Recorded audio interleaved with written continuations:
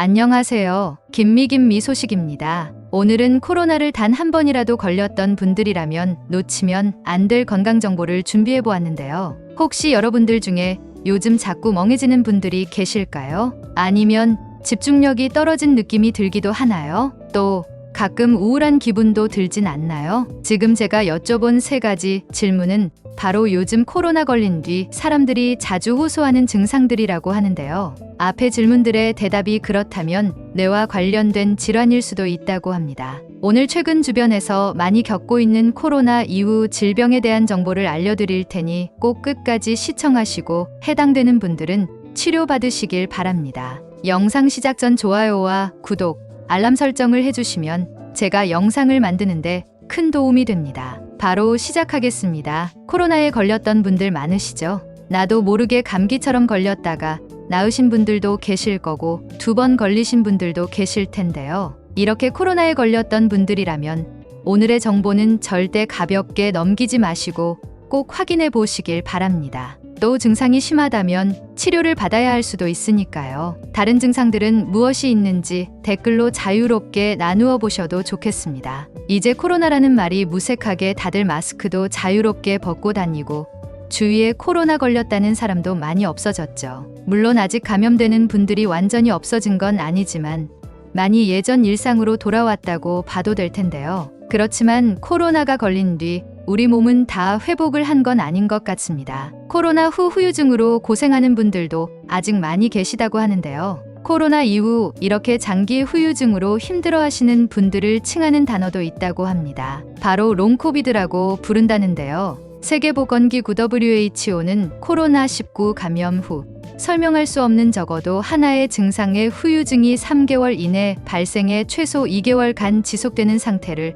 롱코비드 롱 코비드로 정의했다고 합니다. 이런 상황에서 이제 하버드 대학교에서 공동 연구팀을 구성하여 연구를 진행했다고 합니다. 롱코비드를 구분할 수 있는 12가지 대표 증상을 발표했는데요. 영상을 시청하시는 시니어분들은 과연 이 중에 몇 가지나 해당되는지, 나도 롱코비드에 해당되는지 체크해 보시길 바랍니다. 각 증상별로 점수가 나와 있고요. 점수를 합산해서 12점이 넘어가면 장기 후유증, 즉 롱코비드라고 할 수 있다고 하니까요. 지금부터 말씀드리는 항목들을 잘 들어보시고 점수를 계산해 보시길 바라겠습니다. 그럼 12가지 증상 말씀드리겠습니다. 후각 또는 미각 상실 8점, 운동 후 불쾌감 7점, 만성기침 4점, 브레인 포그 3점, 갈증 3점, 가슴 두근거림 2점, 가슴 통증 2점, 피로 1점, 현기증 1점, 소화기 증상 1점,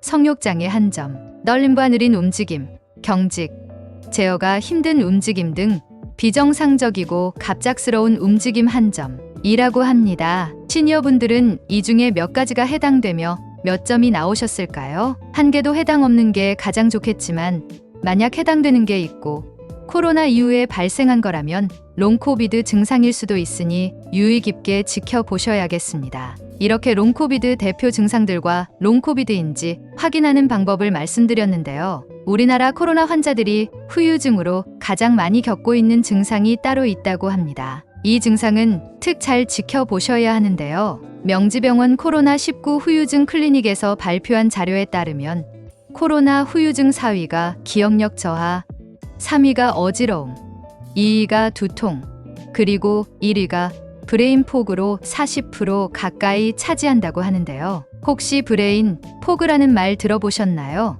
요즘 이 브레인 포그를 호소하는 분들이 정말 많다고 하는데요. 브레인 포그는 피로감 때문에 뇌 기능이 돌아가지 않고 회복되지 않는 느낌의 후유 장애를 말하는 건데요. 말 그대로 직역하면 뇌 안개, 즉 뇌에 안개가 낀 느낌이다라고 해서 영어로 브레인 포그라고 한다고 합니다. 이 브레인 포그 증상이 있으면 기억력 저하는 물론이고 한 번 읽거나 들어서 기억하지 못하는 집중력 저하도 나타난다고 하는데요. 또 장기간 방치할 경우 치매로 발전할 위험도 있다고 하니 무서운 얘기가 아닐 수 없습니다. 혹시 영상을 시청하시는 분들 중에 이렇게 코로나 감염 이후 이런 증상들이 심해진 분들도 계신가요? 그럼 브레인 포그에 대해 조금 더 자세히 설명해 드리겠습니다. 브레인 포그는 대체 왜 나타나는 걸까요? 처음에는 코로나 바이러스가 직접 뇌에 침투해서 신경세포를 감염시키는 것 아닐까라고 생각했다고 하는데요. 그렇지만 그게 아니었다고 합니다. 유럽의 공동연구팀이 이 내용에 대해 실험을 했다고 하는데요. 그 결과 코로나 바이러스는 뇌 신경세포를 감염시키지 못한다고 밝혀졌다고 합니다. 그럼 왜 코로나가 걸린 후에 브레인 포그가 나타나는 걸까요? 그리고 왜 이렇게나 많은 사람들이 비슷한 증상을 다들 겪고 있는 걸까요? 정답은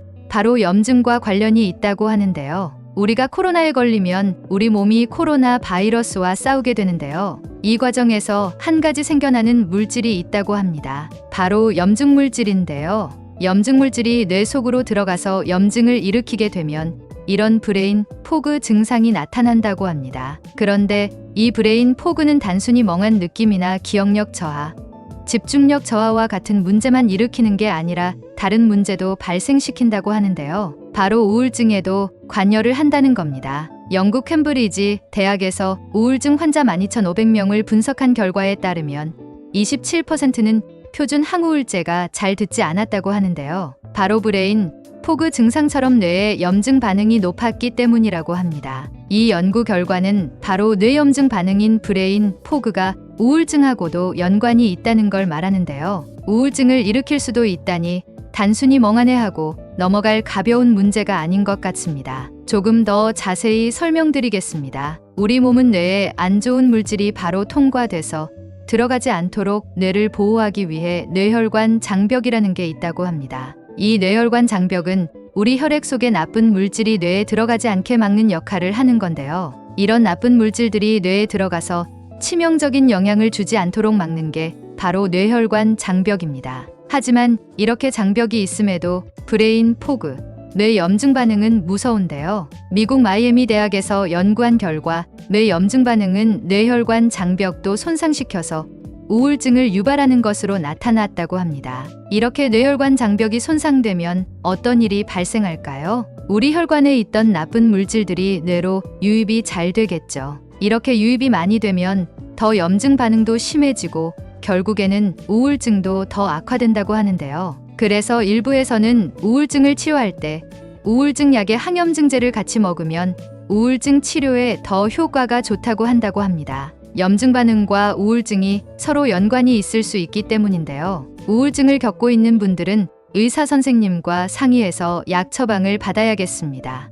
우울증이 흔히들 마음의 병이라고 얘기하는데요. 오늘 내용을 살펴보니 염증 반응으로도 발생할 수 있는 치료를 해야 하는 질병과 같다고 생각이 됩니다. 그러니 괜찮겠지, 그냥 넘기지 마시고 우리의 몸을 치료하듯이 빠르고 정확하게 치료를 받으셔야겠습니다. 이제까지는 브레인 포그에 대해서 다들 가볍게 여겼을 텐데요. 지금부터는 후유증이어도 그냥 시간 지나면 나아지겠지 하는 생각보다 그냥 지나갈 현상이 아니니 필요한 분들은 꼭 치료나 상담을 받아보시는 게 좋겠습니다. 심지어는 우울증이랑도 관련이 있다고 밝혀졌으니 가볍게 넘기시면 절대 안 되겠습니다. 또 영국의 다른 연구팀이 코로나19 완치자 중에 브레인 포그 증세가 있는 사람들을 검사를 해봤다고 하는데요. 브레인 포그 증세가 있는 사람들은 언어 구사력, 논리력, 집중력은 물론 IQ까지 낮아졌다고 합니다. 또 코로나의 증세가 심할수록 그 폭이 더 커졌다고 합니다. 이것만으로도 심각한데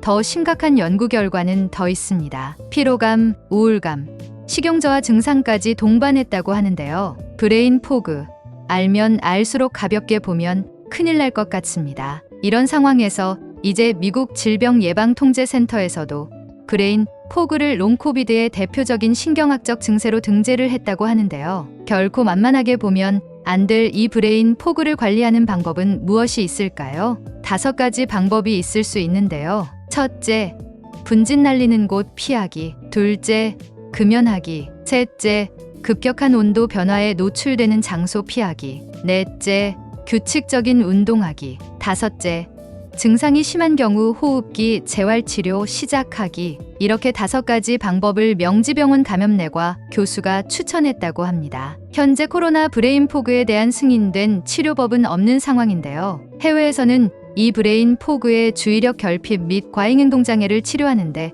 사용되는 각성제인 임팩타민을 처방하기도 한다는데요. 하지만 오남용의 가능성도 있고 내성과 의존성을 유발할 수 있는 약제이기 때문에 전문의와 상의하여 처방을 받아야 합니다. 또 최근 예일대 의과대학 연구팀은 외상성 뇌손상 및 PTSD 치료에 사용해온 구안파신과 에나세틸시스테인 약물 조합이 브레인포그 치료에 효과적이라고 밝혔다고 합니다. 이런 후유증 관련한 약물 치료가 완전히 도입되려면 시간이 걸 텐데요. 그 전에 앞에서 말씀드린 관리 방법으로 심해지는 것을 먼저 막아야 될 것 같습니다. 오늘은 여기까지 코로나 후유증에 대해 알아보았는데요. 롱코비드와 대표 증상인 브레인 포그에 대해 상세히 다뤄봤습니다. 혹시 앞에 말씀드린 방법 외에 이런 후유증을 극복하신 사례들이 있으면 댓글로 공유해 주시면 다른 분들에게도 서로 도움이 되고 좋을 것 같습니다. 오늘 김미 소식이 준비한 내용은 여기까지이고요. 오늘도 영상 시청해 주셔서 감사합니다. 편안한 하루 되세요. 감사합니다.